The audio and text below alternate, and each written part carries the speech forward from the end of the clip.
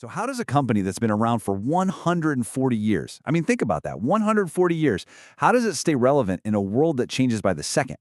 That's the billion-dollar question facing Dabur, an icon in Indian households. Today, we're going to dig into how this absolute giant is pivoting from its ancient roots to build a brand that's truly ready for the future. And this quote, wow, it just cuts right to the chase, doesn't it? Chavian Prash, this is Dabur's flagship product, a staple in millions of homes, and it was starting to feel, well, a little old-fashioned.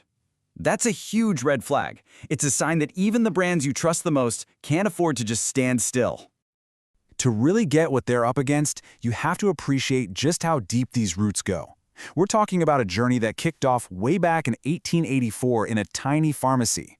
Fast forward to the early 2000s, and they were already making smart moves, streamlining their business to focus on what they did best. And today, they're a titan in India's consumer goods market.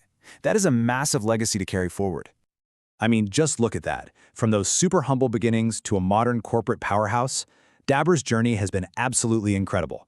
This isn't just a company, it's an institution. But that's the big question, right? What happens when an institution built on tradition runs headfirst into the challenges of the modern world? All right, let's get to the heart of it. What exactly is the problem when your star player starts to lose its magic? The thing is, the problem was coming at them from all sides. First, people thought of Chyawanprash as medicine, something you only take when you're feeling sick. At the same time, you had all these new, tastier health drinks popping up, and kids, well, they loved them. So even though Dabur was still the market leader, their growth was just stalling. It's that classic business problem, right? Your greatest strength, tradition, suddenly starts to look like a liability. So you might be thinking, okay, I get it. That was a while ago. Surely they've sorted it out by now. Well, the challenge has just evolved. And believe me, the pressure is very, very current. Because when you pull up the most recent financial reports, you see the problem in stark black and white. Oof, yeah, that's a tough number to look at. A drop of 4.6% in their domestic business, their home turf. That's the kind of number that makes everyone in the boardroom sit up and pay very close attention. And here's where it gets really interesting. The contrast is just startling. While the business at home was shrinking, the international side was on fire, growing by a massive 19%. So what does that tell you? This wasn't a company-wide failure. It was a very specific and very urgent challenge right in their own backyard. Now, if we zoom out and look at the whole year, the picture is still pretty serious. Revenue growth was merely flat, their margins got squeezed, meaning they made less profit on each sale, and the company's overall profit actually fell. The main culprits, weak demand in cities, probably because food inflation was hitting everyone's wallet.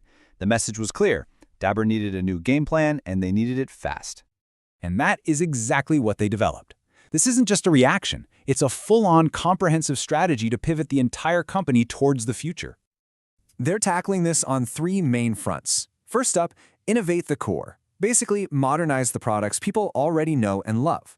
Second, expand the reach. Get those products to more people, more efficiently. And third, acquire the future. Go out and buy new companies to jumpstart growth in high-potential areas. So let's look at that first pillar, innovation. The traditional pastes and formulas are being completely reimagined for today's consumer who's always short on time. So now, ancient health benefits come in the form of gummies, easy-to-mix powders, and even effervescent tablets. This is Ayurveda for the 21st century. And it's not just about changing the products, it's about changing how they talk about them. They're signing superstars like Nagarjuna to capture regional markets. To connect with a new generation, they're creating AI influencers. And they're launching entirely new products like energy drinks and shampoos to compete in brand new categories. Now for that third pillar, acquisitions. Dabur's on the hunt. They're actively looking for companies to buy that fit into their new focus on health, wellness, and premium personal care. This isn't just about getting bigger. It's about fast-tracking growth and acquiring new expertise. But Dabur's story isn't just about products and profits. To really understand a company that's been around this long, you have to look beyond the balance sheet and see its role in the community. This map shows their manufacturing footprint across India. But here's the thing, each one of these dots represents more than just a factory. It's a hub for community engagement and environmental action. They're running health centers that give free medical care. Their plastic waste program has reached over 70,000 households. They're teaching crucial digital skills in literacy centers. And they're even using AI and IoT inside their factories to reduce energy consumption. This is a company thinking about its long-term impact well beyond the next quarterly report. And it all ties back to their original vision, a mission that's just as relevant today as it was in 1884. It's the thread that connects their past, their present, and their future. So, with this massive pivot underway, what does the future hold? Is all this hard work actually going to pay off? Well, there are some really positive signs on the horizon. A strong monsoon is predicted for 2025, which is a huge deal for India's rural economy. More rain means better crops, more income for farmers, and more spending on products from companies like Dabur. This could be the tailwind they desperately need. And the financial analysts seem to agree. Projections for the next 2 fiscal years show a strong rebound.